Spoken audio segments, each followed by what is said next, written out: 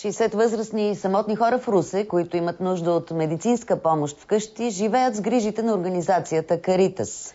Каритас е благотворителна, неполитическа, независима обществена организация, която е в тясно взаимодействие с католическата църква. Въпреки че финансирането на програмата Домашни грижи е приключило преди 2 години, хората от организацията не спират своята хуманна дейност. В следващия репортаж вижте историята на един самотен човек от Русе.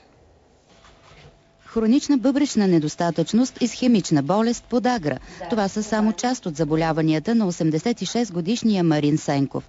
Но по-страшна за него е самотата. Съпругата му починала през 2004 година, а преди това загубил и сина си. Дъщеря му живее в столицата и няма възможност често да го посещава. Много е тежко. Самотата ме убива, за да не мисля за нищо друго. Затова се занимавам с тези работи. Пиша, рисувам, резбя. Марин Сенков работил като инженер-конструктор, но издавал стихосбирки, имал самостоятелни изложби дърворезба. И днес все още майстори по-малко. Но хобитата не биха могли да внесат топлина в живота му, така както го прави вече 6-та година медицинската сестра Валентина от Каритас и домашната помощница Мария.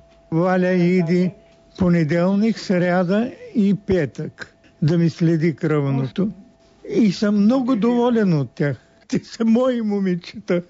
Освен медицинските грижи, Валя пазарува, пере, купува лекарства. Но по-важното е, че винаги отделя време и да поговори с възрастния човек.